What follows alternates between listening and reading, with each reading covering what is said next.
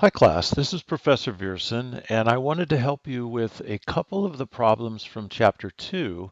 Um, Everybody has already done their autobiography, their agenda, and hopefully completely finished Chapter 1.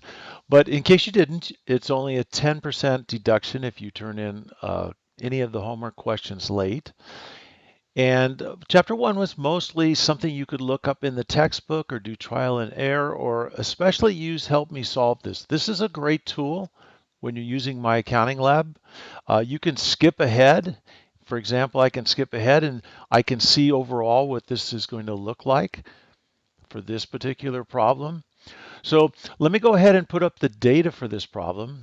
And it says that we're a cell phone manufacturer and we want to classify each of the costs within the different categories. So you can see there are six main categories: R&D, design, production, marketing, distribution, customer service. And all of these classifications are period costs with the exception of production. It's a product cost. And production has three sub-classifications of direct material, direct labor, and manufacturing overhead. So what we're doing here is we're going to then take this data table and we're going to insert each one of these costs into the appropriate cost classification. So the first one, delivery expense to customers via UPS. That would be a distribution for $7 million, $7,000, whatever it is.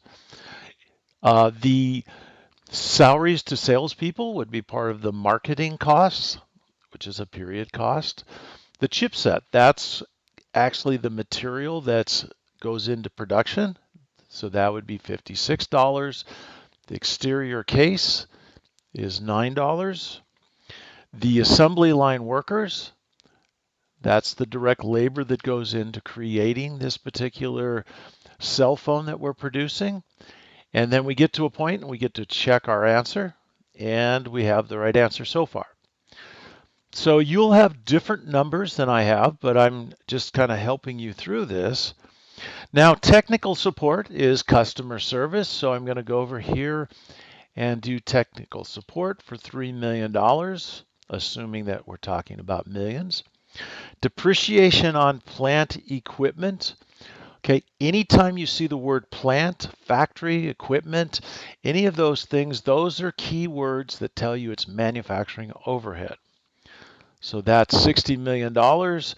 Rearrange the product process will be a design cost, $2 million. The 1-800 number would be part of your marketing. So we'll put that into marketing. And finally, the scientist salaries go into R&D, and that's $11 million. Check our answers. Again, we're doing well so far. And totaling up the costs real quickly, we can go across the bottom here: 11 million, 2 million, 65 million, 10 million, 60 million. As you can see, the calculations aren't difficult. 9 million, 7, and of course, $3 million. So check the answers. It's good. And now we have to answer some of these types of questions. So it says, how much are the total inventoriable product costs? That's another way of saying production costs. Inventoriable product costs are production costs. So that'll be the three classifications of direct labor, direct materials, and manufacturing overhead. Filling in the numbers: direct labor, 10 million, direct materials, 65 million, and finally manufacturing overhead, 60 million. And if you've never used the calculator before, it's a real good tool. I'll put the calculator up.